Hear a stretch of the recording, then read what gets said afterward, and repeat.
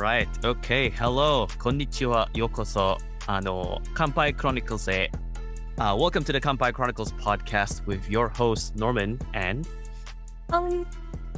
And in this show, we are going to talk about all kinds of things, probably not so serious, because we are inherently not very serious people in nature, although we do ponder about the wonders of life and demons and yokai and inner demons and random bad shit that happens to us, just like just now. If you notice, I look a little bit different, and that's because literally 2 minutes before recording, my laptop died. It fucking blue screen. Not at your beauty angle anymore. Yeah, I'm not in my ideal podcaster look at the moment. This is a little bit too close up and intimate for me, and I'm not really comfortable about it. But we're just gonna roll with it. So I'm on a different laptop just to start recording. But more importantly is the conversation, so that's okay. And I wanted to start off this episode by continuing off of what we talked about last episode, which is the demons, the yokai. Yokai.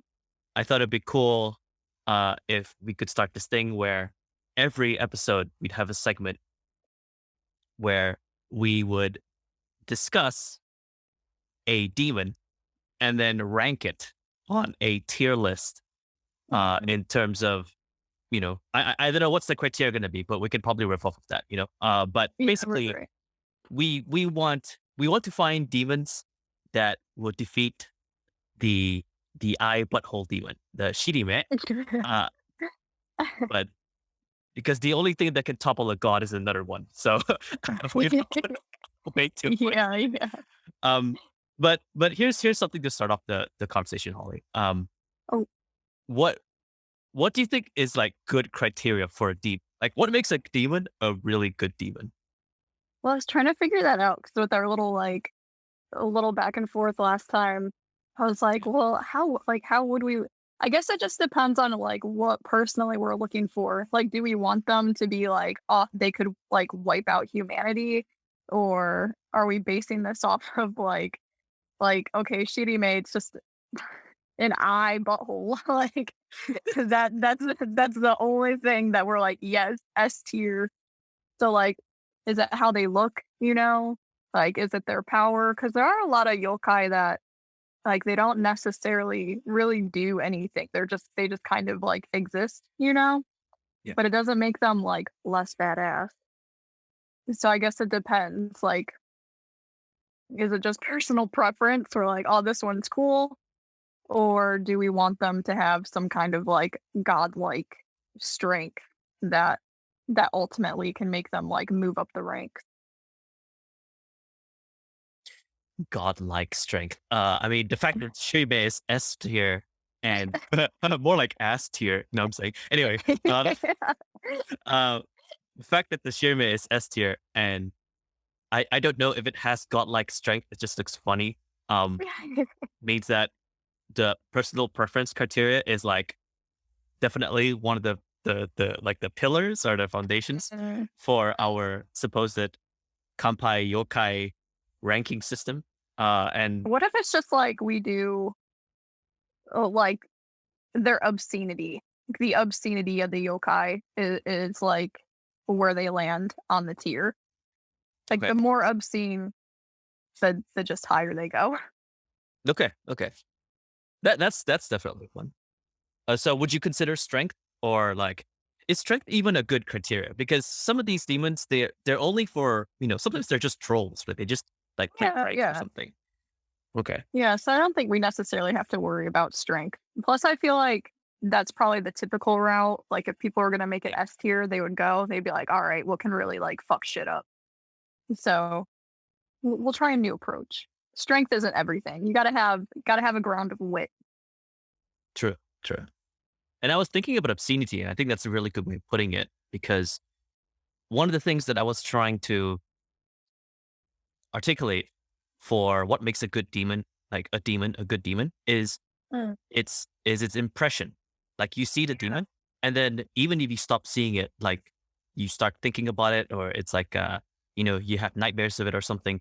And I guess this comes from like personal experience watching like horror movies where, you watch a horror movie and you see a ghost and you're like, oh, it's scary, whatever. But then what's scary is the your imagination after the movie, right? It's like, Yeah. oh no, Yeah. that Yeah. ghost is scary.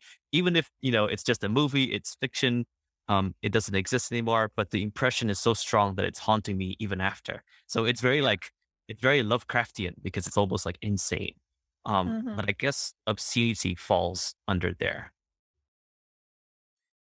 Now I'm just trying to think of what else could it be. I mean, that could just be the first, like the most obscene, like obscenity could just be the one factor Yeah. because Yeah. That you and could I be like have, the yeah. That could be like the main the main thing. And we can talk about like all the other stuff around them, like strengths and story and stuff. Obviously, as we like introduce them. okay. All right. Let's go with that. And then I'm pretty sure with each and every episode, we can think about like, if anyone listening, uh, wants to chime in on what would be good factors for judging Mm. the yokai-ness of a yokai. Uh, you can tweet at us, or you can just let us know by Yeah. reaching out to us. I'm sure I can just put like our contact stuff in the show notes below, and Mm. figure out like here's also a question, for those listening. What is there a yokai that's made such an impression to you that you'd want us to talk about it? Because I think it'd be pretty awesome to Oh, hear. yeah, yeah, that'd be Like, fun. yeah, like because what you find scary or what I find scary can be completely different from somebody else. So it'll be cool to hear like you know, someone actually fears the butthole. You never know. Like it could be a thing. It could be a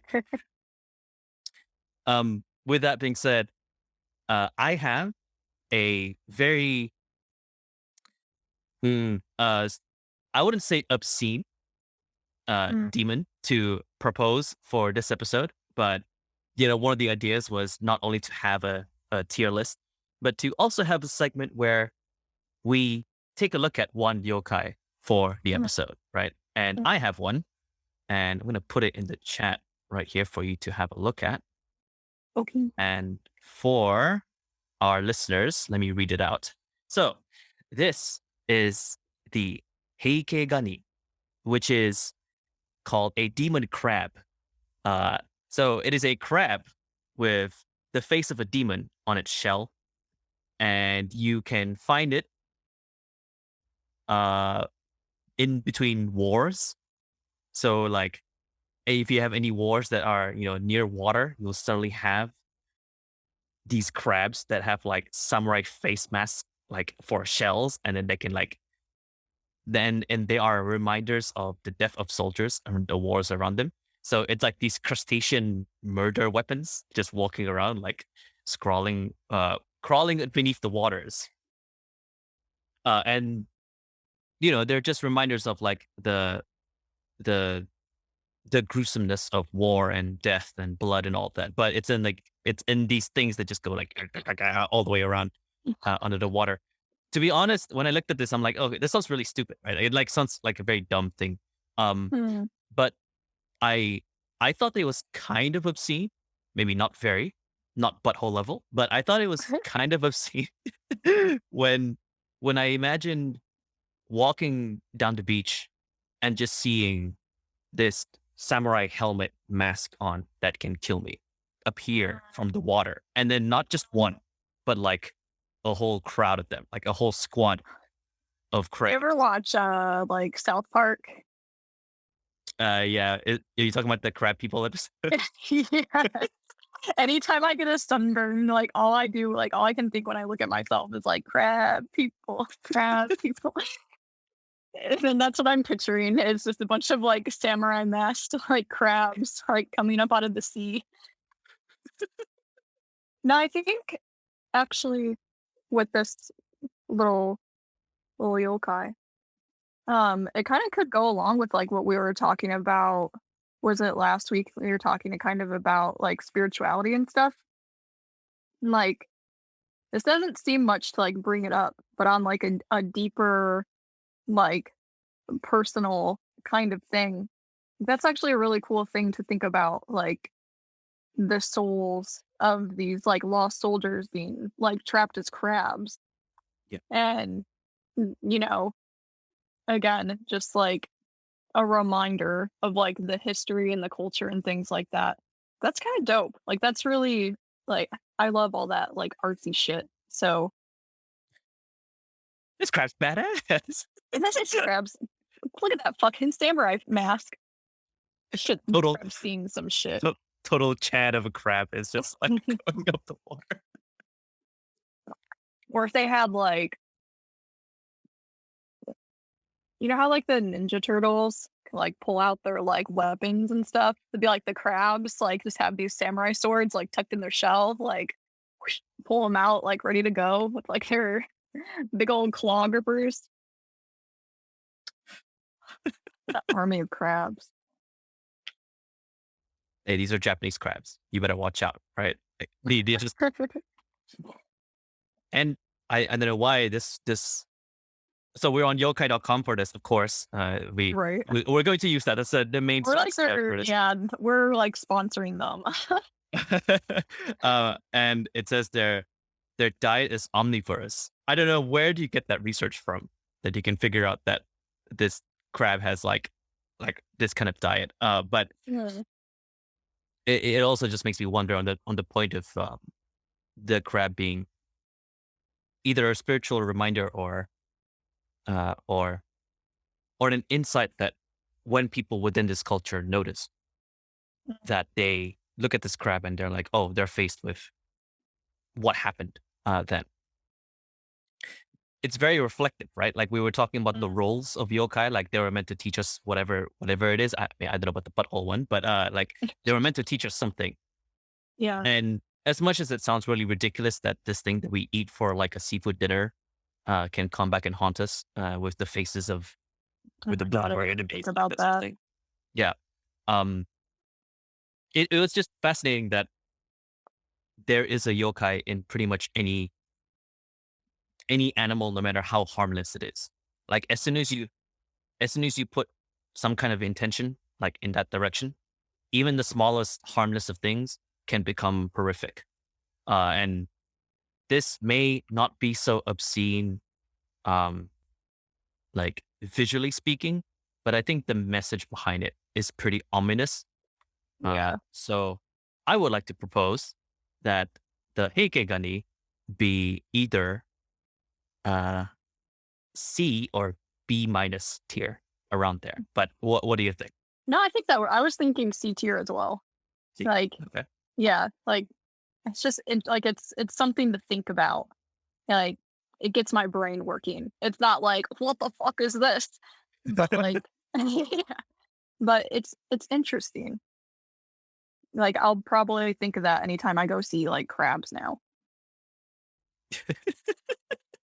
All right. With that being said, we have agreed on our uh, yokai officially, other than the Shime, because Shime is our one and only true god. So I know. I'm wondering if anything is gonna like get into S tier with that.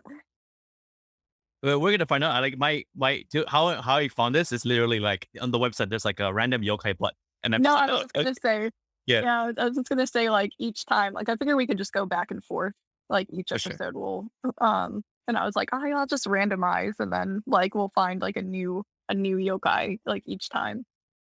All right. We'll Okay. find Yeah. out. We'll stick with that format. And if you're listening so far, if you're watching this, comment if you agree. If a crab of a samurai mask is C tier or even higher or even lower, do you think that the message isn't really that strong, right? Like some people may not carry or they may not view that the ominous element behind it so much. Like they just look at it and just like, oh, food. While others, they may understand the meaning behind it. But C sounds like a pretty good, it's like standard, it's a pretty good, I Yeah, don't know, it's a good kind of an obscene thing. So yeah. I'm very happy with that. And in celebration, I forgot to do this in the very beginning Oh, because I was technical fucking up one. on the laptop. So, all right. Okay, cool. That's good timing. It'll segue us into the main theme. Wait, crabs? Really? No, you're cracking a beer over here. Already? You're cracking a bitch. Jesus. I Yeah, mean, you fair. ruined it. Cracking open, I'm really good at ruining things. To be fair, cracking open a cold one is always a good transition to anything. And in this case, um, let's get right into the main topic for this episode. And Mm, crabs, it could be part of it. I mean, if you somehow encounter it, sure. mm. But the main topic, and this is what you wanted to talk about actually, right before you'll be away for a while, Yeah. is travel. So the the power of travel, the wonders, the world of Wanderlust, or whatever the fuck Mhm. these kids are calling it these days. Here's Vibes. vibes. Well, how about this? Let's start off from your end. Why do you want to talk about it? Actually, why do you want to make it the focus for this? Well, since it's like been on my mind because like you said, I'll be traveling for like the next month. So we're actually pre-recording like all these episodes so far up till now. Because I'm going to be like gone all of August. Just kind of traveling around, seeing family and a couple of friends.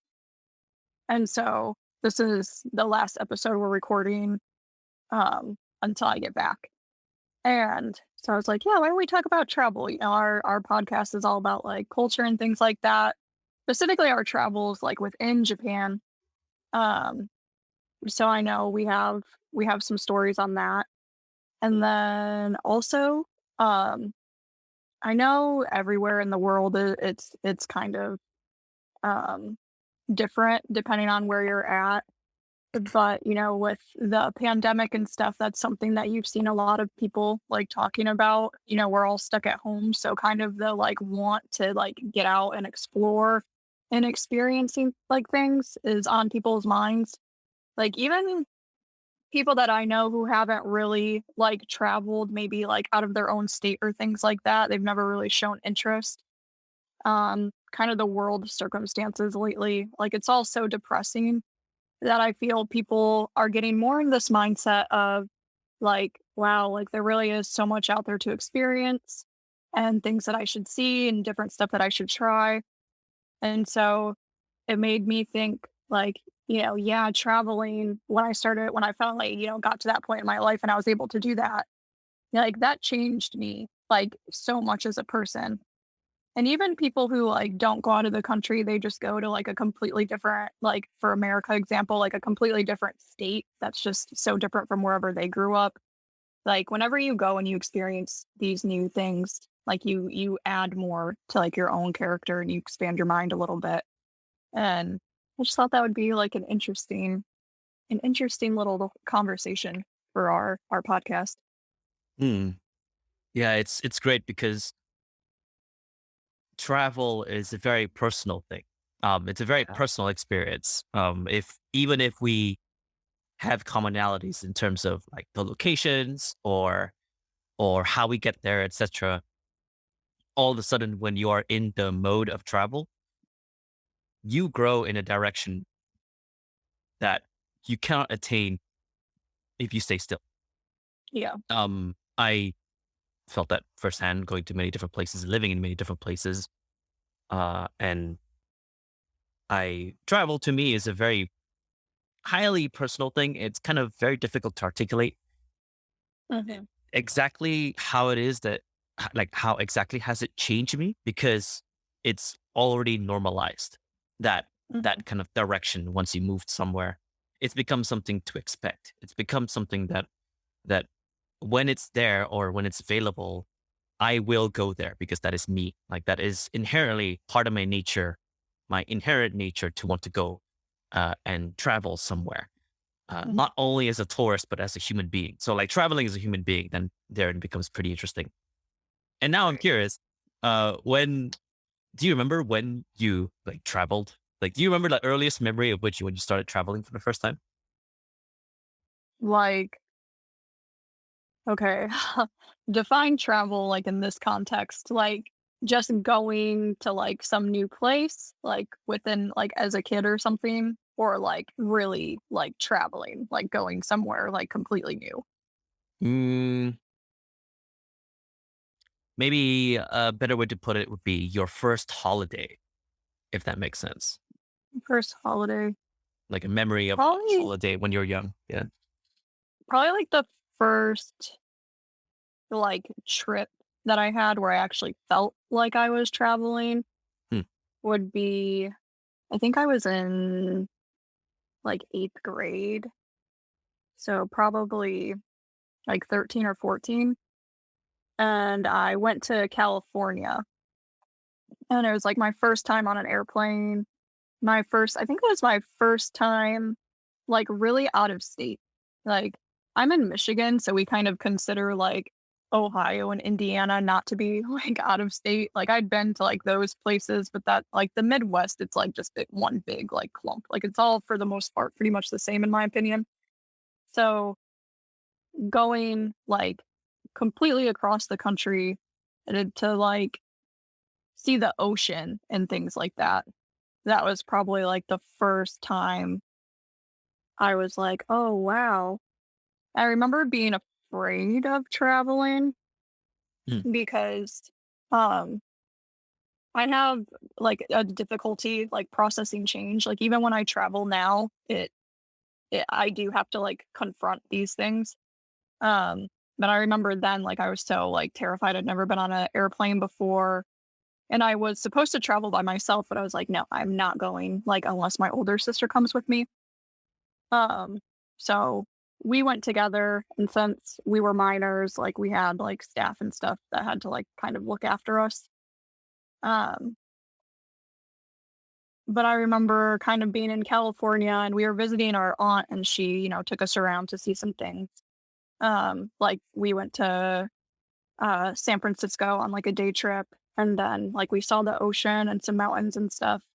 And it was so completely different than like how Michigan is. And I think that was the first time that I was like, wow, like there really is like a whole world out there. Like up until then, my like view on the world was like the little tiny hometown that I grew up in. And at that point in my life, I remember kind of starting to feel like I want to be away from this place. But I didn't have any idea of like what you would even do in the world. Like my hometown felt like the only thing that there was. I couldn't picture more than that. And so that was the first time that I was like, "Oh, I can go anywhere. Like I can do all these different things." And so I think that's kind of what started sparking that interest in really getting out and seeing things in me. What about yours? I mean, you've been like bouncing around like all over your whole life. I've been So around. yeah. What was the first time that you kind of became, like, aware of this and it turned into more of a, like it wasn't just your, like, lifestyle of moving place to place, but, like, you could use travel as something, like, for your own personal, like, experience to, Oh, like, okay. grow? All right. So for that latter half of that, that happened way later. But Mm, my earliest, like, there are different phases of my perspective on travel, and they happened like concurrently throughout the earlier part of my life. Um, so for those of you that don't know, I'm Malaysian. I was born in East Malaysia, and then we moved to Europe when I was like age 10 or something like that. But like up to then, I was just in Malaysia, and our holidays or trips were just within the country. So, um, a little bit like yourself, like we go from state to state, or even just like a trip to see family in a different city. That's already pretty big for me. Or the rare moment where we actually fly across the water to go to West Malaysia to go to Kuala Lumpur. That's also, it counted as travel.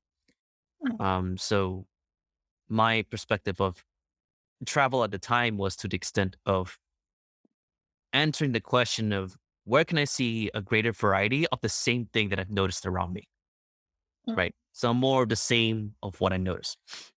And I thought that was just it. I knew that I started being very curious about the world in itself in general from all the books that I've been reading. So like when I was Yeah. young, I would read a lot of like what do they call those? Like child or cartoon atlases. So it's like, like Mm. fun facts of the world and all that stuff. Yeah, yeah, yeah. So obsessed with that so much. Actually, Yeah. I think we still have some of those downstairs. It's pretty crazy. Um and so I've always been curious about the rest of the world, but that's very fantastical. So that Mhm. was the product of me pondering about it. I didn't think travel was like a medium of which I can actually Yeah, access that yeah. firsthand, right? Can I embody what I read in books? But like, can I smell the air there? Can I touch like tigers and shit? I don't know. Mhm. But travel became real when we moved from Malaysia to Europe. I went to the Netherlands, maybe when I was like 10 or 11. And everything was so alien and so foreign. We weren't just traveling for holiday. We weren't just temporary. It was like a total move. So not only was it a form of permanent travel per se, if you could put it that way, but it ended up becoming um, unknown territory, and I must explore it. So there's the want to, and then there's the have to, because I have to adapt to the new school, new Right. people, new cultures. So that actually became a necessity. I think the I think culture shock became a normalized thing for me by that time. Mhm.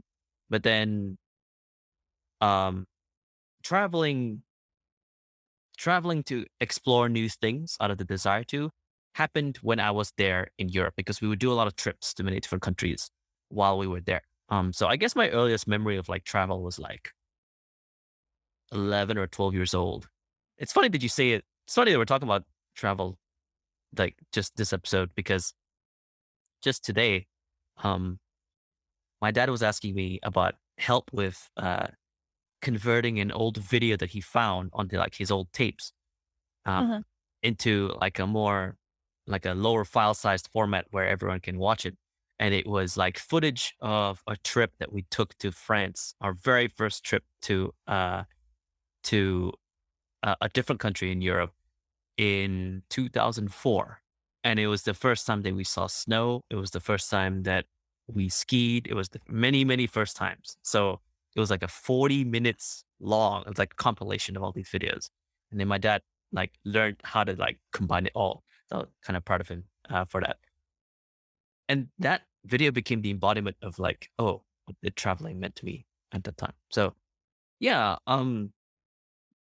I think that was when I thought like, oh, I feel like I can see more of the world. But then Mm. what really happened? What I think traveling, the meaning of it became way deeper once I went to like uni because that was when I understood freedom.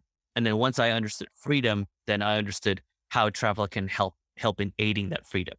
So yeah, it's like a cycle there. That's so cool, like, because I forget sometimes, that people don't all, like, know of and experience the same thing. So, like, when you're talking about, like, seeing snow for the first time, like, it blows my mind that that's, like, an experience that people will have later, like, in life. Like, I grew up in Michigan, and we have, like, hellish winters, and so I, like, don't even think about it. But then one thing for me I always remember is when we went, and I'm blanking on the name of the mountain that we went to. I don't even wanna try 'cause I don't wanna embarrass myself. But I remember we traveled to, like, we took a day trip to go, climb a mountain.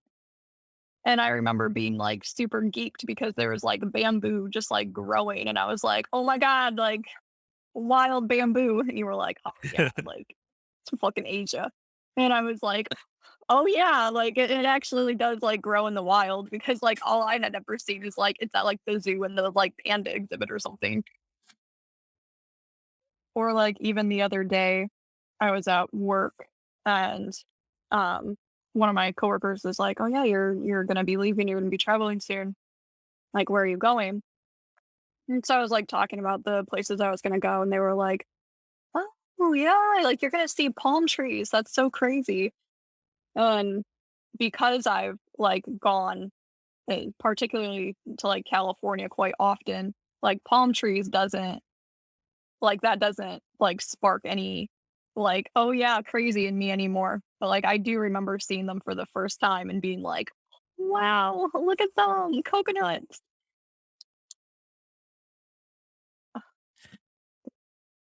That's the that's the opposite for me because I see palm trees everywhere. Like we're in the country on the equator, so like for us, it's like it's just fucking hot, right? Like our only source of winter is the aircon in the mall, so we'd go to the mall just to like get that cold air. We're like addicted to that shit. So for us, snow became something to aspire to. A lot of tourists from Southeast Asian countries would go to other countries that have four seasons just because four season country cities are just so attractive just because of the change in like humidity and temperature and all that. And also the flora and fauna, right? Like Right. um I I would remember when friends would come in and visit Malaysia and they see my family or they see some of us, one of the things that we like to do is to bring them to eat durian. And for Oh us, yeah, I hear a lot about that. Yeah. yeah, so durian for us is pretty normal. Like we actually have a lot of durian stored in the freezer too, right now. It's not hard to get. Um, so durian, king of fruits, giant spiky ass volleyball of a fruit. It smells like absolute shit, but once you taste it, it's pretty good. You cannot eat it with alcohol because I think it's like the cholesterol, the fats from it would actually heat up your body and it would actually be dangerous. Oh, I didn't But know that.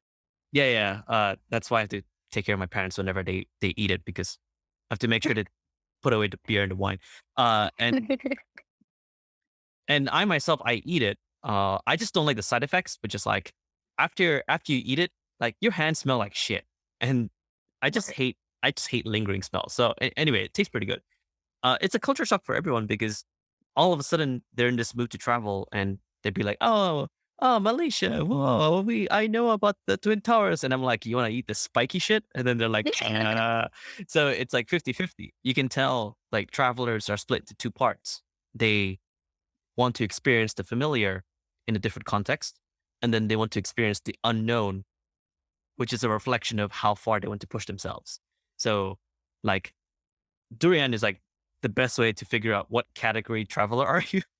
Because if you just don't want to, like even if you hate it after the fact that you try, it like speaks to your character. And I think when we see that when we're trying to travel to different places, even when we're in Japan and we're going to places, like the decisions that we're making when we're going to, you know, a different prefecture or a different city, it really showed who we are. Mm, yeah. I think it's interesting when people know like stuff about like their own place. Cause like when people talk to me about Michigan, they're like, oh, if I came to Michigan, like what should I do? I don't know. Like I don't know what to tell them. Yeah. And even when I travel, because I'm not a touristy person.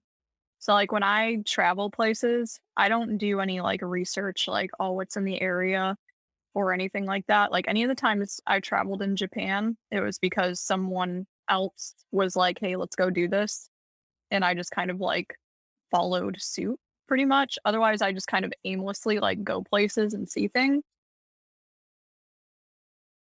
So I don't know. Maybe I should be like more invested, but like I've never personally thought of like, oh, wait, no. I guess there are some things. Like it blew my mind that not like everyone knows what like a peanut butter and jelly sandwich is. Yeah. And so when I first was kind of getting involved like at my like university and I was doing all these things with the Japanese exchange students and like just little things like, ah, do you want to go to Taco Bell? And they're like, "Phew, what is that?" And we're like, what? We're like, or they're asking like, I think we were having a conversation about like bento and how impressive it was that like, the house moms that like prepare these amazing like lunches for their families. one of my friends is like, "Well, what did you have for lunch?" And I was like, literally like a peanut butter jelly sandwich every single day, like a little bag of chips, maybe a brownie. And they're like, "What? What?" And I'm like, "Yeah, it's like your standard like American like childhood lunch." And I had like everyone try like a peanut butter and jelly sandwich, and they're just like, "It's kind of gross." I'm like, "Oh, okay, all right." I'll have you know I've never tried a PB&J. What? Yeah, I've we don't eat that here, right? We don't eat here. You don't eat it in Australian stuff? Like they're like, I have like fucking Vegemite. I guess you guys, yeah, I was just say you have like Vegemite, like I have that Nutella. like yeah, and like Nutella and like fairy bread, right? Like they just put like what do you call them? Hundreds and thousands, like that thing that looks like colorful rice. It's like the sweet candy thing, and then they put it on like buttered bread and they eat that. It's like actual chip What? butter on bread. Yeah, yeah. It's called fairy bread. Yeah. I have an ex who I lovingly call the devil. She would eat that quite often in Stop. school. It's okay. She's not gonna listen to this. She's a piece of shit. Anyway, so like fairy bread, and then this Vegemite, which a lot of Australians love. I myself, I have to say it's an acquired taste because first of all, it's like literally a jar full of dirt from the garden. Like it just looks like This is what it looks like. It it's looks like scoop. the like body scrub that I have. I have this like body scrub, and that's like what Vegemite looks like. For our Australian listeners, I'm really sorry for that. But I mean, like, you gotta be proud about Vegemite. Yeah, fucking great. And like, I mean, in Malaysia, it's pretty much carbs, right? It's just noodles, like noodles, fried rice, and all that shit. I sound very stereotypical, but it's true. Like, we just have a lot of like noodles and all of that. And when I moved to Europe, they switched it to like you know um biscuits and Tea time. tea. Yeah, and tea. I'm like, where's the fucking noodle? Like, I mean, I didn't really have an Australian accent at the time, not yet. But yeah, there was some culture shocks when it came to food at the time. But traveling gave you the opportunity to learn that people eat different things at Mm. different times. It really made me wonder um because the portions were also not that much, and I just suddenly got this memory. The portions weren't really that much, and I was in a British school. People were very conservative when it came to like how much to eat, etc. But there was this one guy who is, shall we say, he's kind of big. He's kind of huge guy. And I've always wondered how many biscuits and tea did he eat to get that big? Because he was like nearly like if you put three of the guys together side by side, he's like that size in width. And I was wondering how much did he eat to like become that much? But he was, everybody loved him for being a really good rugby player because no one can stop it because it's just a fucking folder. But anyway, People are just predispositioned that way. Some people are just units. I say that like endearingly. Like, sorry, this is like like a side rant, but like the human body is just like incredible. Like there's so many like variants and types of people. yeah, I don't know. That's a different conversation. Uh, self love, no shame. And if it was just because some people want to eat a like shit ton of biscuits, fine. Okay, that portions in America are freaking huge. Like you haven't been to America, have you? no, no, I have not touched American soil. Contrary to popular belief, even though I have such a weird accent, no, I've never been to the US.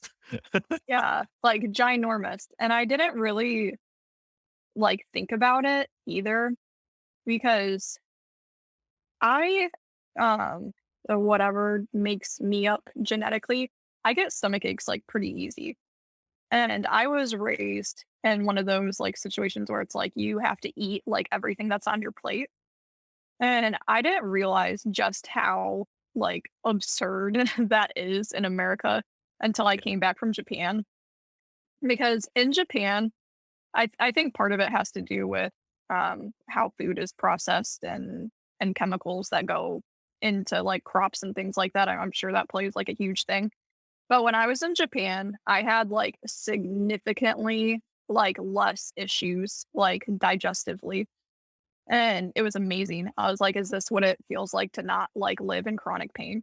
But like the serving sizes there, it's like I would go out and eat and I would leave places like content and like feeling good. Where here, like when I came back and I was like getting food or whatever, and you just have these like massive things, and I eat like half of it, and I'm like, okay, I'm done. Like, how was I like doing this before? Like, I don't know. It's crazy. Or, and even like when you go like have dinners with like families and stuff, and everyone's like, eat more, help yourself, have some more. And it's like, I can't. Like, I don't know. Are other places like that? Italy has to be. I haven't been to Italy, but, like, the way that my family was, like, they have to be because that's very much a culture of, like, showing love through food. If you're at someone's house, from I remember correctly, I have an Italian friend back in Holland. He would say they would feed you a lot. Yeah. Mm, Um. Yeah, they show love through food a lot. Like I've been there, yeah. and they give you a lot, but they also understand if you like one of the things, if I remember correctly, was that they want you to take your time when it comes to eating and drinking there. Like Yeah, yeah. the value of relaxation when it comes to dining Mm, is like mhm, highly revered in Italy. mhm. And coming from a culture where, you go in, you eat fast and you get out, it didn't really make sense. So for us, we're just like rushing, or what it looks like we're rushing whenever we're eating there. But everybody else is like, they take one bite and then they speak for like 10 minutes and they take another bite. So Yeah, if you're not at someone's house, then most likely you're just going to be having one plate because you're not really, basically, you're not actually digesting that much. But because you're talking, you're enjoying the company, whatever, that's when it gets pretty interesting. But on the note of like any like problems with digestion, I had practically no problem in Japan mm, because I've had a few in many different places, but those are like one offs. I don't have that many problems with food. I don't have any like allergies. I do have a few foods I hate, but that's purely out of hatred. But in Japan, everything is so fresh and in smaller portions, and you don't feel sluggish. Like that's like the big thing for me. Like I get yeah, that's easily huge. Yeah. lethargic or like sluggish from food. And I mean, we talked about this, I think, in the convenience store episode, but like, Mm, you don't need to get so much, and you just get it from a convenience store, and conveniently you just eat just enough for the day, and it's okay. mhm. The big thing for me was the is it the freshness of the ingredients? Is that the right word, or is it just the sanitation part of it? Because I think it's the sanitation part of it. Maybe it's the water. I don't know. That was what made my mood feel really good. I remember feeling very upbeat physically most of my time Yeah, in Japan. yeah, 'cause I don't know anything about the like, again, how they process food in Japan. But I know in America, it's not good. It's not it's not healthy, and it's like night and day, the difference in how my body feels in both countries. Because they also make it, like, ridiculously almost impossible to eat more clean here.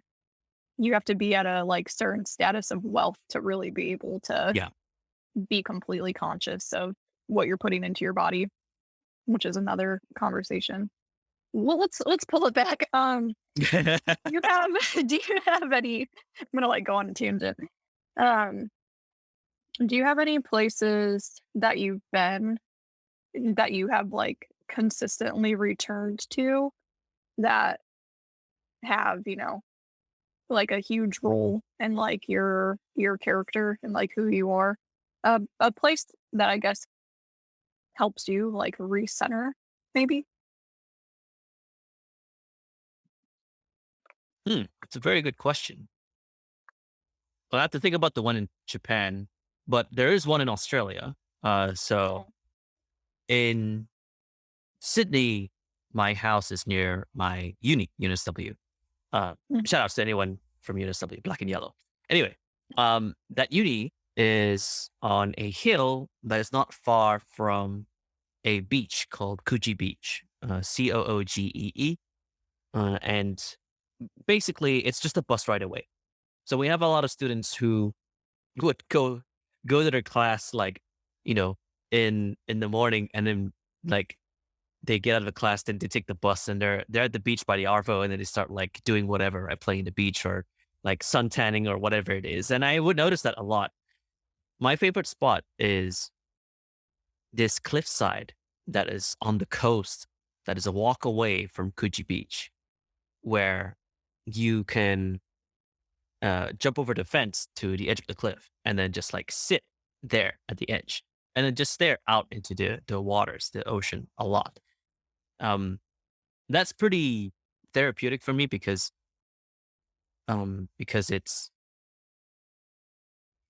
it's not, well, supposedly it's fenced away, so you're not actually meant to be there. So there's not many people. But the other thing is that the you can catch a really good wind there. It's at the edge of the cliff, and you just feel this amazing breeze, this like coastal breeze.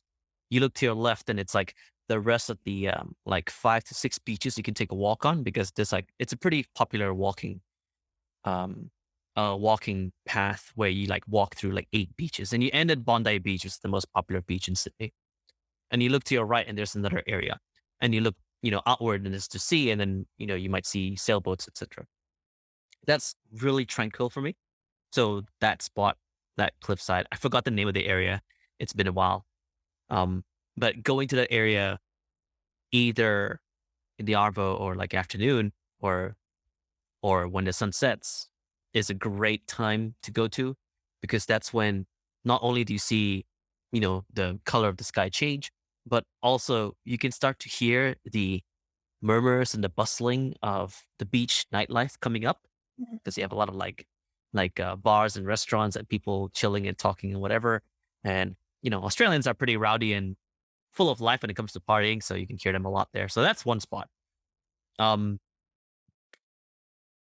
in Japan, I guess within the city, I think I've talked about this before. The movie themed bar, that's one. Uh, Yeah. I won't go too much on that because I've already talked about it before. But basically, that bar is like solace from city life. But one spot that I've only been to once, and I wish I can go back there again because it had made such a huge impression. And I don't think I've ever talked about this before with others. Is east of Tokyo, you have the Tochigi Prefecture, which is like 2 hours by train away. And in there, you have the Ashikaga Flower Park. And it's just a huge park of flowers of all kinds. So hydrangeas, wisterias, roses, sunflowers, etc. And I went there spring nearing summer, actually near the beginning of summer, like right before it, with someone. And she was pretty cute too. Anyway, it was more like a hangout actually, but yeah, uh, still she's pretty cute. So it was a flower park, and I'm a big fan of flowers. I grew up in Holland, which is um the land of tulips. So, you go to Kokenhof and you just have flower parks and just flowers everywhere. So flowers have a really huge impression on me. And hydrangeas are my favorite. So in Tokyo, there are multiple hydrangea festivals. Like I've been to a few. So there's just people like legitimately, it's just an area where they just hydrangeas grow of different colors, and then people are just there to chill. That's pretty much it. And I would go to them just by myself. The flower park had a really large hydrangea area, so walking to just Flower Park, I was just enjoying myself so much because one, it's so far away from city life. And then two, it was just flowers. Like it was just beauty for Mhm. kilometers in length. So like Yeah, I've that's a actually been very cool. wanting to visit like some flower parks. There are actually like quite a bit of that stuff that happens in Michigan that I was thinking about recently that I was like, oh, I should like go do shit like that. Yeah, you should. It's amazing. Like, Mm. go with a group or with a friend. I've been to a few like flower festivals and parks as well. In Canberra, uh, there is there's also a flower festival called Floriad, and that's like a huge field of like um uh different flowers as well. So and Canberra is full of meadows and fields, so like the vista up there is amazing. But yeah, for some reason, flowers ended up becoming a huge factor when it comes to me traveling.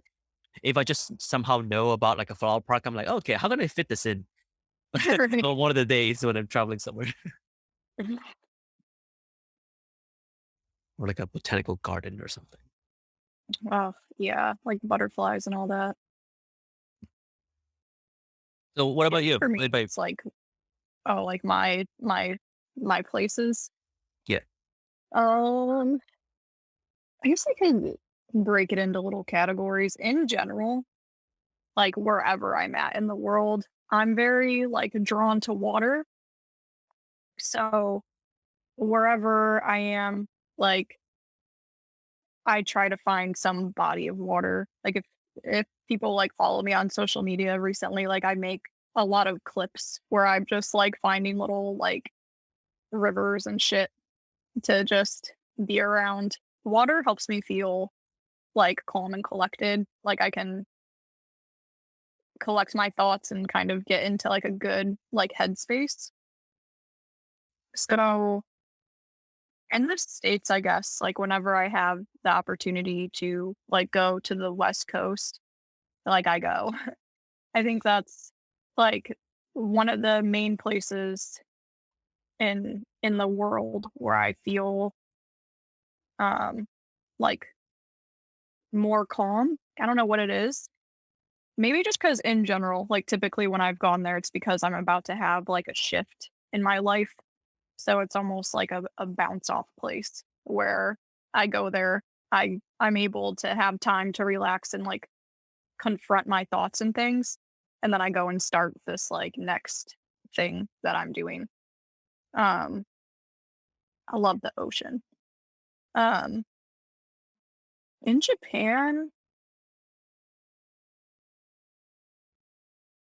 in Japan, it probably depended on like my mood. Mm. I really liked going to the river by our dorm in Asakarai. Oh, Um, like so- I would go there quite often just like by myself.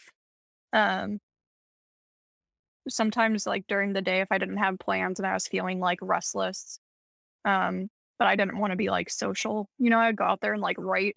Or if I couldn't sleep at night, like I would walk down there. But even the times when we would go like as groups and like drink and stuff down there, it's just a very like comfortable place. And then this is like really cliche, but Yoyogi Park was really interesting as far as like mm, people watching. Like I didn't really like again going there with like a group and so like there's so much going on, so I get like pretty overstimulated. But if I would go there to just kind of watch people, it was so interesting because it's so different kind of from what I'm used to seeing in the city. Like people there are relaxing or they're doing like their little hobbies.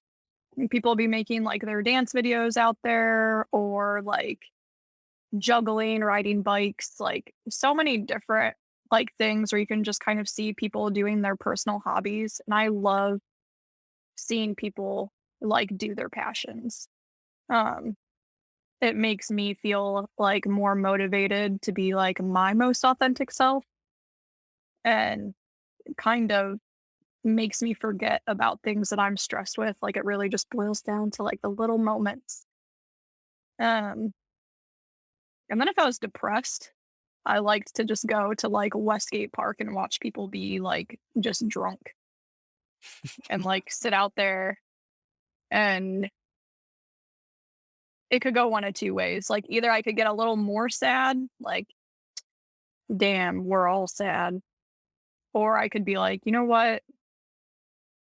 At least I'm not throwing up in a fountain. and like get a little like confidence boost that I'm doing okay in life. Um, in general though, like I feel in Japan, we probably already like mentioned this, but like you can just walk around almost anywhere and find like something that that is just interesting that brings a little bit of, I don't know, something new, like a new thought, a new feeling, stirs up like some kind of emotion. I feel like in Japan, I can do almost anything and go anywhere and get that sort of sense.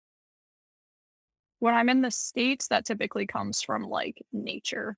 I don't get that so much like in a city or whatever, unless there's like a lot of like graffiti and things. I really love like street art.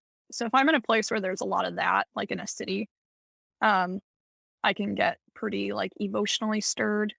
But typically in the States, that comes from like when I'm just out and about nature viewing.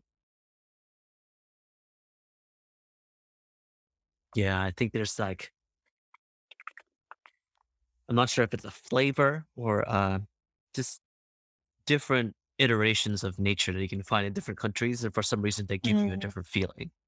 mhm, I I would notice that going into not that I went to Australian wild areas often, just like small areas here and there. The bush, as they like to call it. Oh, wait, when I go to the bush or some tucker. Or bush tucker, as they like to say it. Yeah, when I would just check out the I'm not sure if we want to call it unexplored paths, but the more natural side of things. mhm, In Japan, it was a lot slower paced and mhm, peaceful and serene. But if I were to go to Malaysia, it's actually a lot more intense to mhm. me. Like coming from a native background, we have the wildlife literally around us from our extended family. Right. In the longhouse, you have the rainforest and everything. There could be something that could kill you there.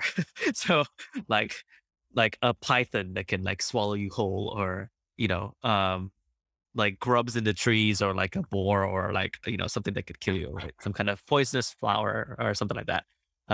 So people will come in with like machetes and they like, um, cut through the jungles.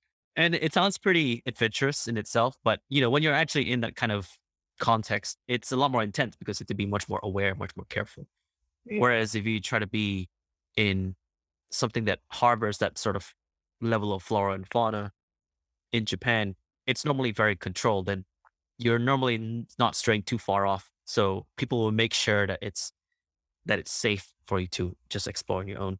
It's In actually like funny because kind of going off of like what we were talking about last week with like spirituality, and then we were talking about getting those like gut feelings and stuff like that. In Japan, it's like you were saying, like it's a lot more like serene. Like when I'm just like creeping about finding like these little side gems and stuff, like there's something almost like mystical about it. But when I'm in the States, and it's funny because it's never about like the wildlife itself. I'm always thinking like, am I gonna stumble across a dead body? Am I gonna like run into like a serial killer? Like that's the stuff that I think about like when I'm alone. Like I remember this is how I'm gonna die one day. Like I swear. Like I because I don't think about necessarily like the dangers of nature unless I'm around like dark water. Like if there's water and I can't like see in it, I'm always like, what's in here? So with that, I'm cautious, but with everything else, I'm like stupid. I don't think about it. Like a friend and I were driving around Vegas, and we were driving about and we were going through some like cliffs and stuff. And I was like, oh, we should just like pull over and like climb something. And my friend has been, like living in the desert for years and years now. And she's like, Holly, no. I'm like, why? Like that'd be so cool. And she's like, there are scorpions and rattlesnakes, like, probably in all the crevices that you would be, like, having to, like, utilize to like climb. Like it's midday, they're hiding in these shadow spots. Like you can't just run around out here. Like no. And I was just like, oh, I didn't even think about it. Like, or like one time even, this was like years ago, I was like walking around and when I was living in like my college town, like you don't see like so many like animals. Like occasionally like a deer might like come through like a side street or something. And I was going to like a little corner store with this like dude I was dating at the time. And like these two skunks like come out of a bush. And I am like so excited. And I'm like, oh my God, look at them. Like, oh, it's so cute. I'm like, come here. And this skunk is like, you know, not liking the attention. And so it's like getting upset. And this like my like ex is like, Holly, like, dude, it's gonna spray you. Like, get away. Stupid. Like I remember coming to visit Australia to visit you and having to learn about like the horrors of koala bears because if my ass was just like out there by myself and I like saw one, I would just be like, "Oh my god, look at it!" and like try to go hang out. The amount of goddamn diseases that freaking animal contains is like unparalleled. I do not want to touch one at all. Mm. I don't know why people are like, it's so beautiful. It is so Claws. cute. Like how many microbes underneath those fingernails? Holy crap. And I forgot what disease was it that they carry. I forgot what it was. Chlamydia. Is it chlamydia? Yeah, isn't it? I feel like it has like an STD that is like it just has naturally. I feel like it was chlamydia. It's some kind of like Aussie syphilis or some shit. I don't know. But I remember it just being really bad. Uh, and no, the last thing I want to get an STD from is a koala bear. And I don't want to get Imagine having to like explain that too. You like you think like STD and it's like you just imagine like you're fucking something. They're like, yeah, I got it from a koala bear. oh am I I think it was sorry. you. I think it was when we were in Japan when you were telling me that like you guys call them drop bears. And you were like, Oh, no, they just like drop out of the tree and they like come for you. And you showed me like some video of a koala like chasing someone on like a four-wheeler or something. And I was like, this is the first time I've ever seen a koala like looking aggressive. And I was like, no. they are quite aggressive. And for anyone that's going to Australia, be careful of the drop bears. It's a known tale. It's a very, very known to be worried about. If you have a tree that's a little bit too high, you better look up. So there's the dangers of it, right? Like we don't know about these things until Mm. one, you go there, or two, you meet someone who comes from there, and you just have all your presumptions just broken. Because you're like, like this thing is so normal or so cute, or I saw this thing in an anime, so it must be true. And all of a sudden, you go to the country, and they're like, no, they're not like that, right? It's a bit like it's a bit like me. Like one of my favorite um animes growing up is this show called Boys B, and Mm. it's uh it's a teenage romance, like a high school anime, and it's like a couple of key characters, and then they meet their fateful others. Like this guy meets this girl, and the girl falls off a ladder. He catches her. It's Oh, those super dumb cliche shit. But for some reason, I learned about romance from watching that show because I was such a huge like binge watcher of like TV. Um, eh, that's how I learned about girls. Oh. Anyway, Boys being said ever. everyone. Yeah. um, that's that ended up becoming the foundation for a lot of assumptions I had about life there. And then I go to Japan, like to study and everything, and I'm like, oh, it's not as innocent as I think it is, right? It's just innocently portrayed, and then all of a sudden, my assumptions are broken because I heard a lot about crazy shit happening in different high schools or whatever.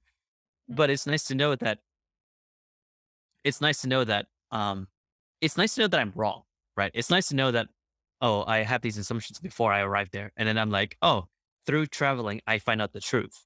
Or through traveling, I found out these experiences that I never will have if I just went through normal media because I had the chance to travel. I find out like more about a country and more about a culture and more on what I agree and disagree with, which is very, very healthy because Mhm. you want to know your boundaries, right? You want to know the extent of which you can resonate with something or some place. Did you have I'm curious about this because I feel like when people have assumptions about America, I tend to agree with them. Have you had any assumptions about America that were like trumped when trumped, but like when you like started like talking to more Americans? Fucking drinking with that. Any assumptions? Mm, I don't know. They haven't been the best, so I can't really comment. Like when I moved to Europe, I had a best friend who is half American, so he would tell me some things about you know the U.S. etc. And at the same time, I was a huge online gamer, so I would talk with a lot of people from all around the world to play games with, and a number of them are American. So I would hear all kinds of, I guess, American-ish things from there. mm, And then when I was young, I all of the cartoons that I used to watch were fully American, right? So like mm. I'm like, oh, okay, this is how they talk, or this is how the scripts are. I mean, I used to watch Saved by the Bell a lot. I was like, oh, this is You know, like how they all talk, right? Like, oh, okay, like everybody looks like AC Slater. You never know, right? So like um, and of course, all those were broken down once I went to uni because that was when you meet a lot more American students of a huge variety. So I had some assumptions that were correct. Sorry, no, not correct. I say I had some more assumptions that had more evidence of it being accurate, and then I had some where they were just completely wrong. So mm, it led me to believe that yes, there could be some generalizations, and yes, there could be stereotypes, but the the spectrum of character in the US is a lot wider than in many other countries. And that makes it very fascinating because, mm. yes, you'll hear maybe some unfortunate stories here and there about, you know, the American tourist who does something very American in a different country that disrespects the other country or something like that. Gosh, I feel like we all have. Lol, lol. But beyond that, you have a lot of many sensible people, like many people who are very open minded, and many people who, yes, even if they are within a bubble, they have recognized that, and then they're making an effort to learn more beyond that. So, like that speaks to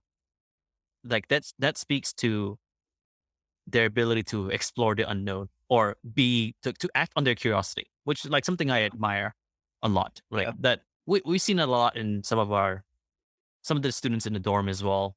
Like, Mhm. some of the American students who, they want to speak more Japanese and they might mess up, but they're like, who cares? Like I'm learning here. Yeah, yeah. I learn a lot from them as well. Like I learn a lot Mhm. from a student. So I'm happy that I'm wrong.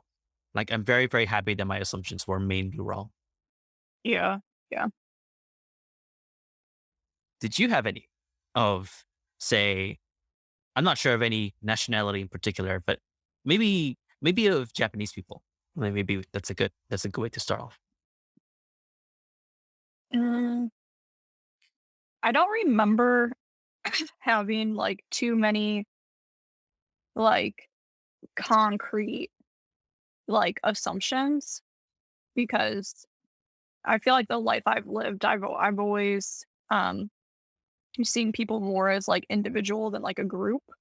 Yeah. Um, so even though there are, like, certain, like, stereotypes or prejudice or things like that, um, usually at the end of the day, my thing is, like, everybody's, an individual, you just have to, like, meet, everybody where they're at.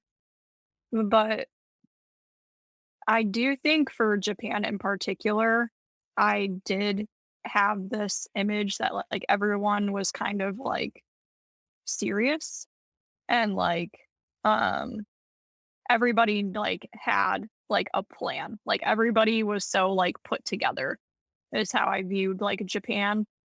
Um so when I went there and I was, making friends, I was actually really surprised that they're the same as, people in America. Like we all have these like very human problems that I assume are the same no matter where you are in the world. But I remember thinking specifically with Japan because that's the only other country I've been like particularly like super interested in. Um, just thinking everyone always had it together. So when I would talk to people and realize, the the issues that they would have with their own like society and politics and things like that were pretty similar to how I would feel back home. Or when you talk about, the future and things, and they have the same kind of worries and concerns. Um, or even like relationships and stuff.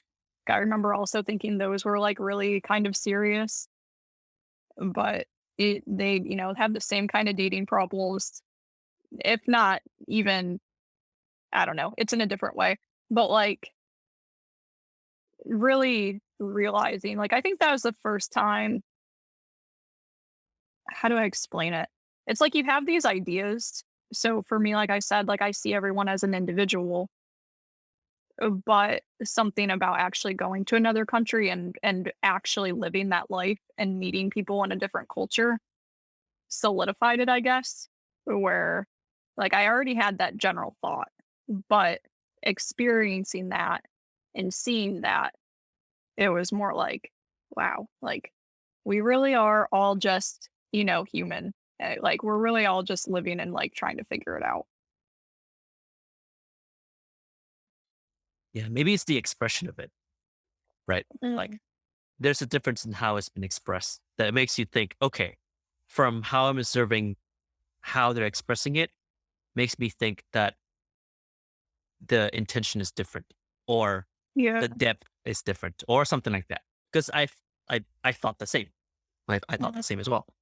And then I'm happy that I was different. It's just the way that they express it. And mhm, mhm. maybe you just don't want that to be viewed like on the surface level because vulnerability disrupts harmony, right? It's like Right, always a right, very, very big thing, right? Like you don't want, right. I'm not sure if the best way to put it is something along the lines of like weakness is not needed or like weakness is not, sought after here. Um, Mhm. but then that brings us to this strange gray line where as exchange students, we are in that weird valley of, oh, we are I'm just air quoting here, traveling Mhm, mhm. to this country for a semester or 2 semesters, and we are paired up with Japanese students who harbor those same attributes that we were talking about before. Yeah, yeah. They stay in this city or they stay in this country for all their life, and maybe that's like the bubble, or they've been looking outward from this one Mhm. place. They want to see the rest of the world, and then we like the chance to find out even more of what's happening out there through us. It comes up, Mm, right? So mhm.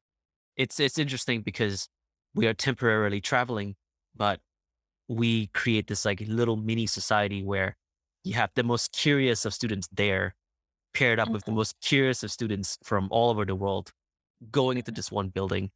And then you just have this amazing like exchange of cultures, exchange of experiences.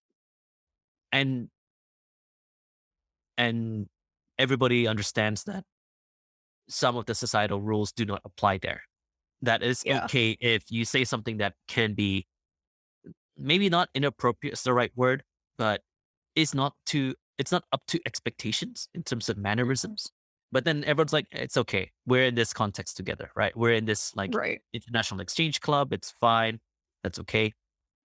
So in that point on, you don't have to be far away. If you're a Japanese student there, you don't have to be so far away to travel, right? Like you are already entering into a different culture by just being with many different people, many different kinds of people from different walks of life.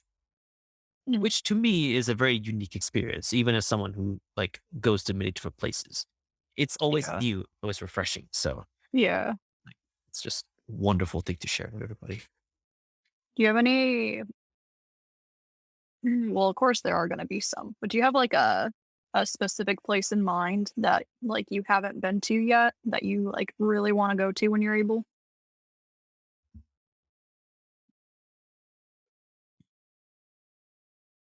I've always wanted to explore um, Jordan, the country of Jordan Oh, in the Middle yeah. East. So in the MENA region. So I don't know why. Like I've just heard a lot of the developments in the country of Jordan for the last few decades. Like they're very progressive. There are a few pilgrimages that I've always wanted to do there. Mm, So it's like 9 to 10 days of walking from different spots to spots. So mhm, you follow the path of like different travelers and sages and wise men, and mhm, you learn a lot about yourself by walking indefinitely for a very long time. mhm, Those indefinite walks, and then the history behind, like the history that's embedded for thousands of years mhm, um, of empires and sultans and the cultural pieces, the poetry, the prose. For some reason, to me, Jordan seemed like a very attractive place to start.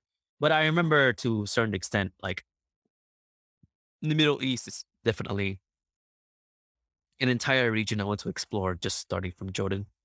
mhm, Um, that's one place. I've been looking into more. It's not like one specific place per se, but I've been looking into mythologies lately, like myths and legends and like legendary yeah. animals and stuff like that. So Yeah. countries with lore that span to mythical creatures, etc., have been really attractive to me lately. So like, You should look up Michigan lore. oh no, I've been We have a never lot. tried.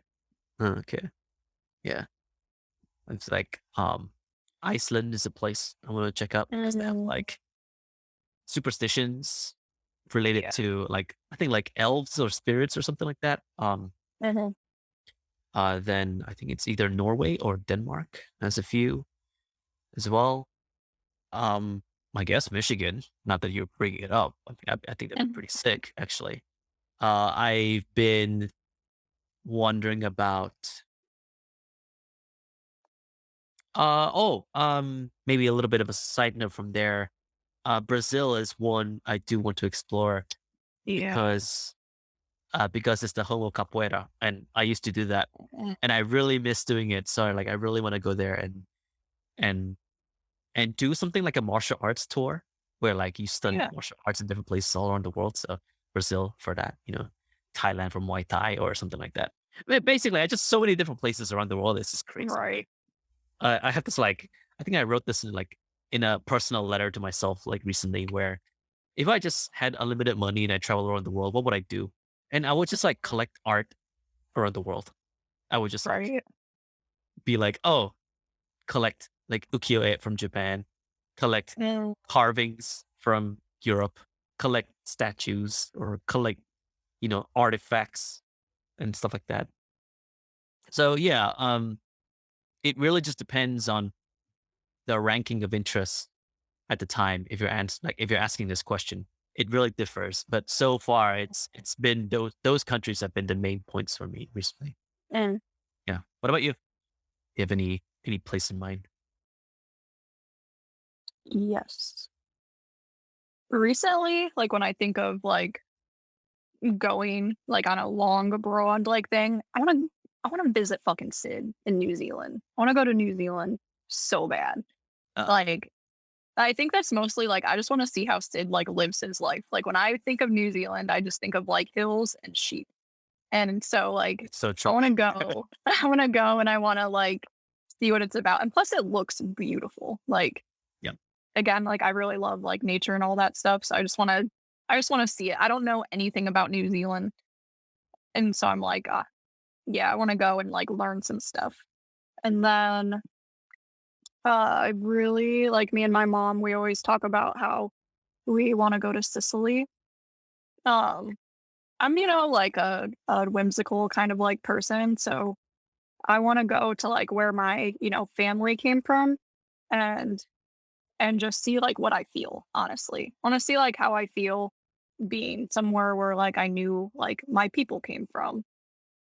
And like I've always been because like my mom is like Italian and Greek. Um so I've always like heard a bit about like Greek mythology and stuff growing up, but I wasn't particularly like interested in like exploring my Greek side until like my Greek grandpa passed away earlier this year. So since he passed away, I've been really interested in going to Greece, but that's something I want to kind of like research because really like I haven't like heard that much about, Greece aside from like mythology stuff. So I would have to really kind of look into like places and find something that like resonates with me. And then in the States, there's a lot of places I want to go actually. And I've been trying to be a little more like spur of the moment about them. Like I think in October, like okay, I like love Prince. It's like my man. And so like Purple Rain since I was little is like one of my favorite movies. And he just talks about like he's just like fucking around with this girl and he's like, like if you're gonna be like in Minnesota, you gotta like purify yourself in like the lake of Minnetonka. The fucking name Minnetonka. And so since I was little, I was like, I want to visit this lake. And so I actually just texted like Micah a couple weeks ago and I was like, yo, like in October or something, like let's go to Minnesota and just like jump into this like lake. Like this is like on my bucket list before I die. Like let's do it. So I think I'm gonna go do that this year. And then so So casual. it's like a 10-hour drive or whatever, like 10-12 hour drive. So I'm like, we can make a trip out of it. Um And then, like, I really have always wanted to go to, like, Oregon and Washington. Um, Again, like, I'm obsessed with the West Coast. And so, um, when I was studying biology, I had originally thought of going to grad school out in Oregon, and I was gonna do, like, a MA in, like, zoology or whatever. So I looked into just Oregon a lot and, like, the nature and everything out there, like waterfalls and all this stuff. I really wanna go out there and then, like, visit some of, like, the big cities. I'd check out, like, Portland and Seattle just to say I did. But I wanna see all those, like, side things. And I don't know why I never thought of this, but, like, a new friend I made recently was talking about when they were, like, traveling, and they were like, "Yeah, we went to Forks," like, the city or, like, the little town that's in, like, Twilight, and I was like, "I could do that. I could go to where they filmed Twilight." So, I don't know, like you said, like, there was just a lot of, like, little things that, I don't know, it'd just be fun to, like, go do. Like, it's all just experiences, and when I travel, I find it kind of, like, unlocks my, like, creative side. When I'm traveling, I have, like, an urge to particularly, like, write more. I get very, like, in my thoughts, and so it's fun when when I come back from traveling, I'm always, like I go through, like, a little bit of a, like, depression. So, it's nice in those times to kind of sit down and, like, go through, like, maybe what I drew or what I wrote and then, like, reflect on it, and then that's when you, like, get to pick up all these, like, new little things that, like, you learned about, like, the world and yourself, and I just wanna make more time for that. I feel like I am a person who always makes excuses, particularly, like, financially, like, why I can't do things, but, I'm in a mood lately, it's like I just wanna do it all. Yeah, same. Actually, on top of all that, I would want to just go back to Japan. Us. Yeah, It's a big one for me. I like absolutely, yeah. my is it my mood or my psyche or my soul? I don't know what's the word for it at the moment. Has been on a roller coaster ride recently just because just been stuck at Mhm. home. Um Right. the sedentary life of just waking up and then going straight to the laptop and then doing whatever you need to do, and then going back. And then what do you do? You have fun, you work, whatever is in the same place. So your none of your senses are engaged except for your eyes and your ears, and everything is the same, right? So like a modicum of travel is already pretty shocking. Even going to the shops is like a little bit, oh, whoa, for me. Like that's how it's been. Yeah. And I'm sure it's the same for a lot of people. Mm. The fact that, we go back to Japan and not to try and refine the same feelings, but more like be given the chance to shock myself again in that kind of Yeah. environment, I think would be pretty fascinating. And you know where I miss the most? Freaking Mm. Hokkaido. I miss there Yeah. so much. Otaru especially is Yeah. especially beautiful. I want to make another music box. Oh, yeah, Yeah. I remember going, like when we went to Hokkaido, I remember, yeah. I don't know, I probably talked to you about it, but like I really want to like go in the spring sometime.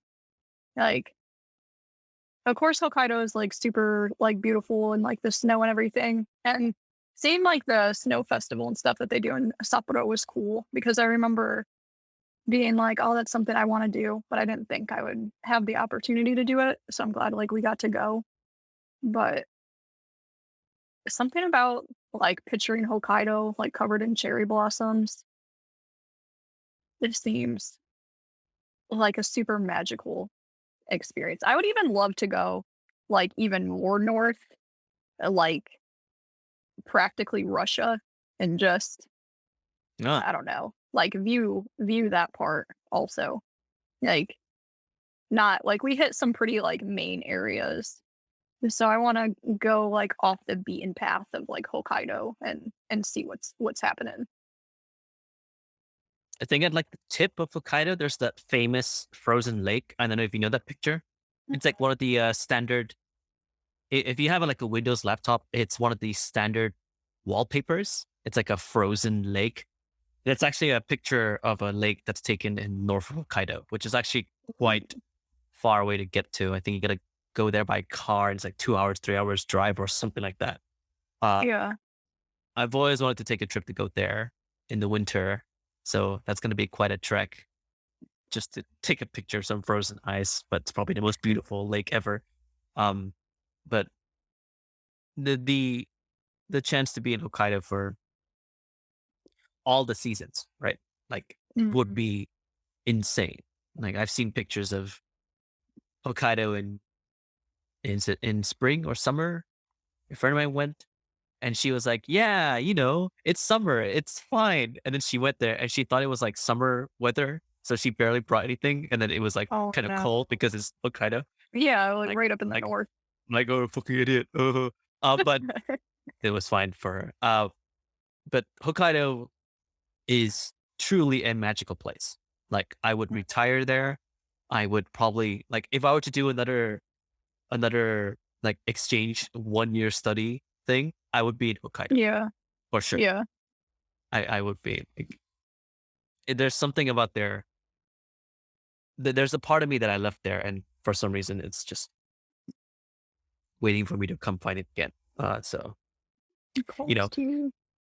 yeah, it is, and it also shows that even if you're born in some place, for some reason, you can find your home elsewhere. It doesn't have to be the place that you're Yeah. born in.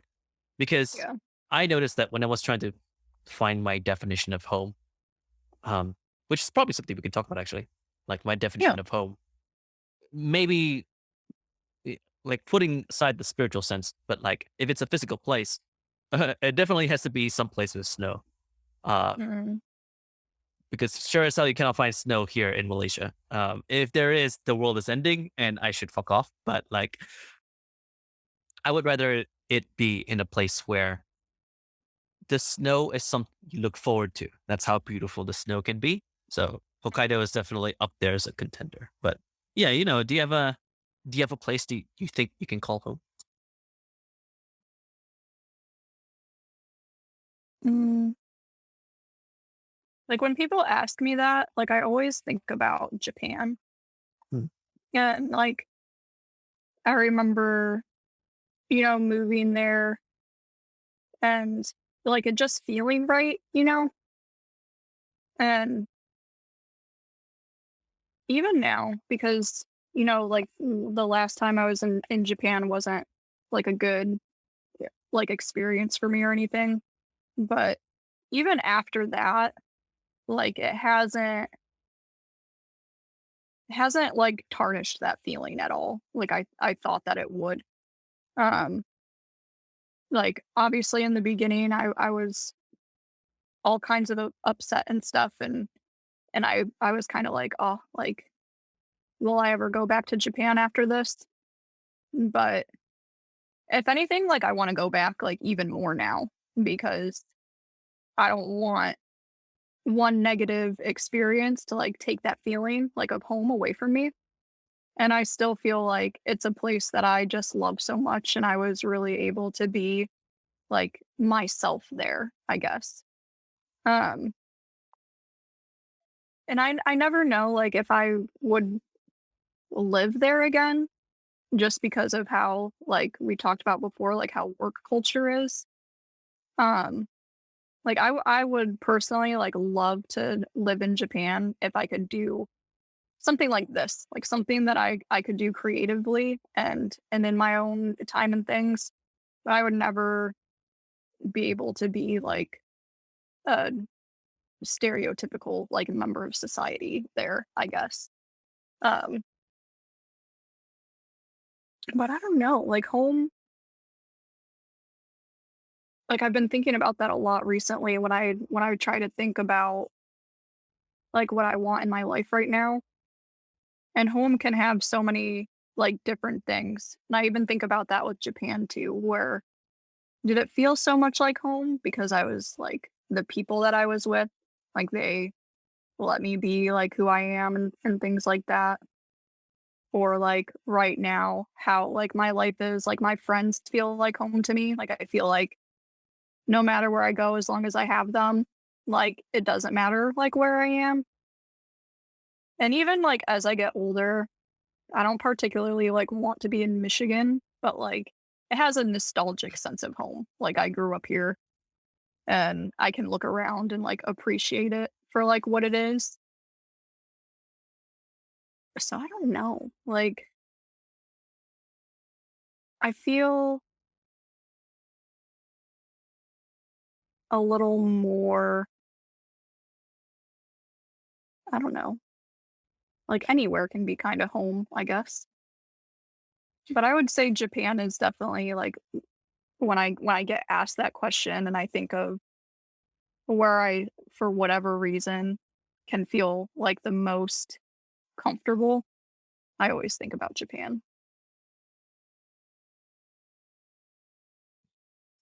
Yeah, that Japan feeling is Yeah. something that I'm craving. I've always wondered if it was just something that is like a subset of my just desperation to leave where I am right now Mm, or something like that. So I was thinking to myself, why am I obsessing over calling this other country as a home? And I was trying to find ways to emulate that same feeling here. And I was trying to think of like yeah. ways to like answers to it. I was like, oh, do I speak more Japanese? Do I put up more props that remind me of that time, or you know, uh, order furniture that's specifically from this culture or something like that? Something drastic like that. Yeah. And Yeah. and when I was trying to imagine myself in that kind of environment, I was like, no, this is not the same. It's not the same. Yeah. Why? Why is it not the same? I found this I found this term recently called ecological psychology, which is the effect of the environment on the human psyche, basically. Mhm. Uh, which I didn't know. First of all, I didn't know there was a formal name for that field, so it's pretty sick for me to find that name. Right. And second of all, it's a very interesting field to cover because it is on, if I remember correctly, it is on the basis or the presumption that perception and action are inseparable. And then Mhm. there are two sides of the same coin. and it is flipped by the conditions of the environment. So if the conditions of the environment, if you seek certain subsets of perception and action, you must condition your environment to be as such.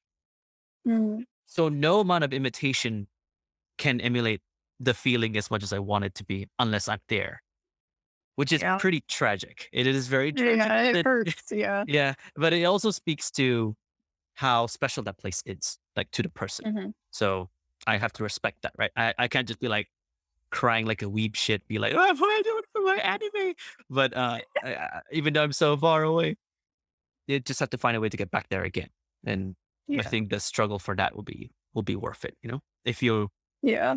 if you're on your way to make something creative for yourself, and you feel that yes, there's the pursuit for yourself, and but then the environment around you you think would be the most comfortable will be there, Mhm. then there's probably going to be a great plan or whatever you choose to do. The intention behind it will be enough energy for it to actually propel you towards that kind of future, like Yeah. that kind of ecosystem. And I think that'd be pretty sick, really. Like I Yeah. think that's what we're trying to do, not only with this show, but with anything that we create. I think it'd be pretty awesome. Right, right.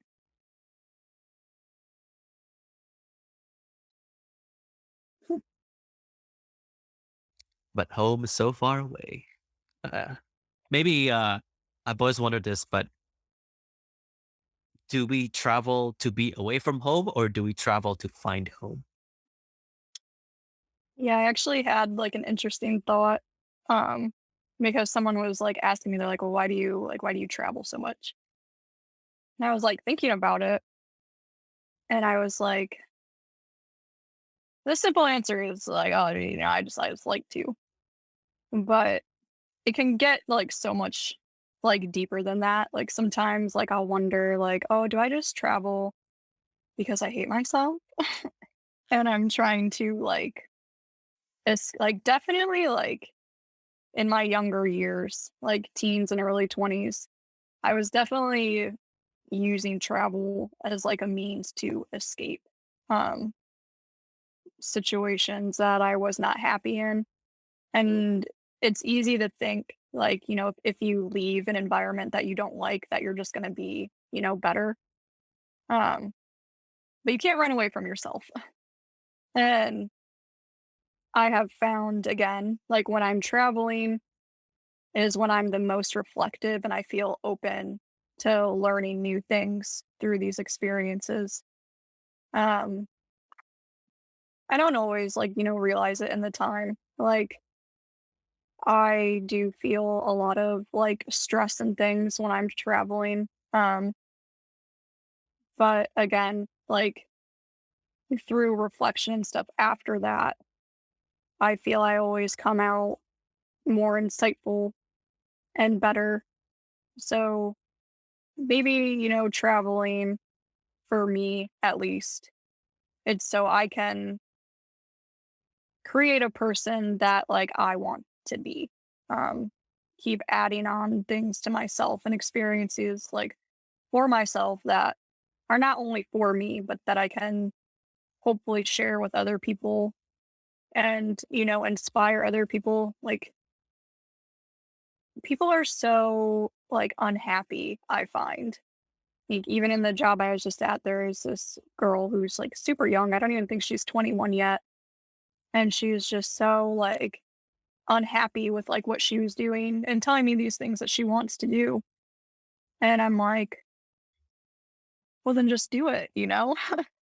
And me, by all means, I am not like a stable person in life. Um, when I travel and stuff, it's not like I have this money to go do that. It's just I decide, like, I need to go do this, or like I'm not gonna make it through the month sort of like feeling, and I just, go off and do things. And so it's like you can. Like, you just have to decide, like, what is important to you, and if you are so unhappy, you need to have a willingness to change that, even if it's gonna make you uncertain about all your, responsibilities that we have as people in society. But sometimes saying, like, "Fuck it" to all that other stuff, like, is what leads to the best experiences, like for you as a person, as a living individual in the world.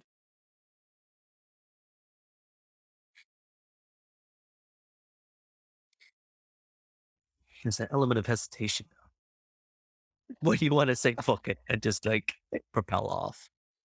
There's the hesitation and there's the fear of loneliness because it's a path that it's not really documented. You're going to be very alone. You're going to be going through struggles that people might find very hard to relate to. Because if it's going to be something that you want to pursue, it's something that's truly you, truly unique to yourself, then it is something that society may not be there for you to help out with, right? It's not an expectation that it's not giving you, which is, it's neither a good thing or bad thing. It's just that you have to work a lot harder to maintain that sovereignty over yourself, which is I think great. it's something. Go ahead. No, no, no. It's no. I was just wanted to bring that up because as much as it is a very noble thing to chase after something, the fear behind taking the first step to chasing after something, sometimes you don't want to do it alone. So, you want to have someone close to you to hold your hand to to go ahead and chase after it, which we need more of in the world, I think. Mm, And and travel is one way of holding hands in the world so that you can find, more of what you want and be more reflective and chase after things, I think. yeah, I was gonna say we should maybe our next episode we can talk about this like loneliness because I've been thinking about that too. Like everything you can see on like a spectrum of sorts. Like you just called like traveling and choosing, this way as like a noble thing. But something I question for myself often is like how selfish am I, Like you're doing all these things for me. Like is that selfish? Should I be doing these other things? So I feel like that would be a good talk. Hmm. Well, we can save that definitely for the next episode.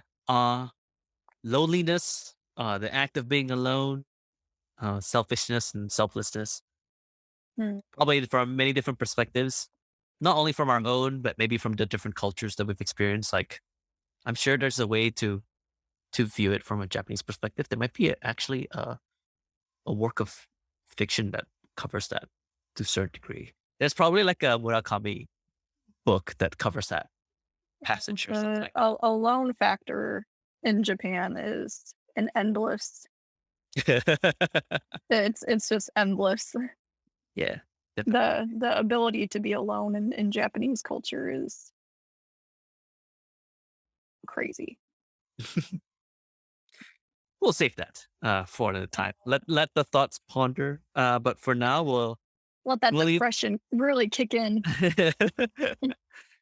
We'll burst it out in the next episode. So, closing this off for all listeners up until now, if you reached up to this point, traveling with us through this conversation, thank you for taking the time to listening to this. For the world of Kanpai Chronicles, where we talk about all kinds of shit, but in this case, we do genuinely think about these things a lot. Like even if we start off from like the topic of travel, the reason why we travel is not as simple as oh it's fun or oh it's for the gram. The inherent human capabilities or characteristics behind it is something that we want to uncover or satisfy, and we can only Mm, do that through physical displacement, right? Like putting ourselves in a different land and being like, what the fuck is this? And all of a sudden, who the fuck am I? Right? Like the question just evolves yeah. to that, right? So I think that's a really great takeaway for our listeners there. So with that being said, thank you. And, subscribe to us in your favorite podcast listening app and reach out to us, on Book a Twitter, flight. a book of flight in our name. Like, for any of the places that we brought up, you know, check them out. Really, like I highly recommend the flower parks. If you have pictures of Yeah, I was flower gonna say, parks. I want to be tagged in like people's travels. Yeah, for sure. Hashtag us at Kanpai Chronicles, or hashtag hype up my hose. That's the only hashtag in my mind that's still stuck. I don't know why. For all of our yabai gang, our yabai squad, and anyone from Asagae Dorm listening to this, tag us as well, because I'm sure you guys have a lot of pictures as well from your travels throughout our semesters. You'll probably see us once, like some of our faces there as well. So with that being said, this has been your host, Norman, and Holly. thank you, and we'll see you in the next episode. Bye-bye. Bye bye.